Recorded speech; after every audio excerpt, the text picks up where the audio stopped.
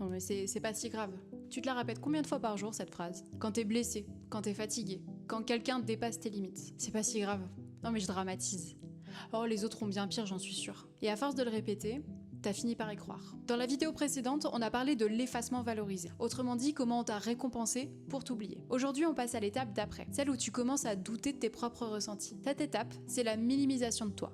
Ça commence tout doucement. T'as une envie, un truc qui te tire, qui t'attire.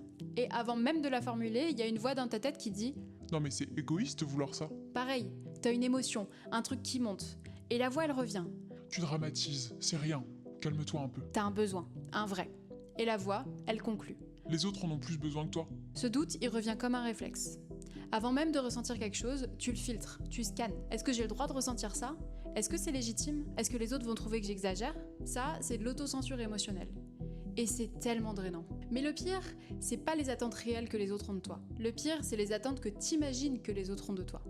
Celles-là, elles t'empêchent de tout faire. Parce que du coup, tu doutes de toi à chaque instant. C'est comme une spirale infinie qui s'arrête jamais. T'arrives plus à être dans l'instant présent. Parce que t'es constamment en train d'anticiper les réactions des autres. Les réactions fictives qu'ils n'ont même pas eu la chance d'avoir. Si je dis ça, il va penser quoi? Et si je fais ça, elle va réagir comment? Si je prends cette décision, qu'est-ce qu'ils vont dire? Ces attentes-là, c'est vraiment les pires. Parce qu'elles existent peut-être même pas. Et tu le sauras jamais, parce que tu laisses pas la chance aux gens de s'exprimer. Du coup, tu vis plus ta vie. Tu vis la simulation de ta vie. Celle où tu calcules chaque geste, chaque mot, chaque réaction. T'as même la sensation de mener une double vie. Celle que tu montres, et celle que tu t'autorises pas à mener. Et puis il y a les étiquettes. Celles qu'on t'a collées.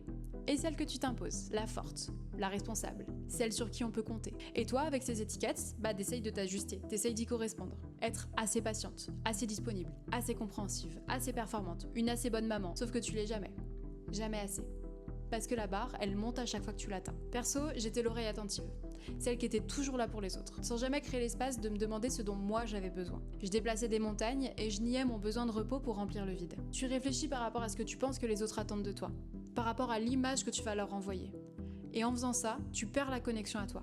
Tu te dévalorises. Et en parallèle de ça, tu culpabilises de jamais être assez. Parce que tu pourras jamais correspondre à ces étiquettes inatteignables. La minimisation, c'est quand tu deviens ta propre geôlière. T'as plus besoin que quelqu'un t'efface. Tu le fais toi-même. Mais il y a un truc que la minimisation peut pas éteindre complètement. Cette espèce de flamme, ce feu, ce bouillonnement qui fait que t'es encore là à ce stade de la vidéo. Et ça, c'est exactement ce qu'on va explorer dans la prochaine vidéo. Le B de Amber, le bouillonnement intérieur.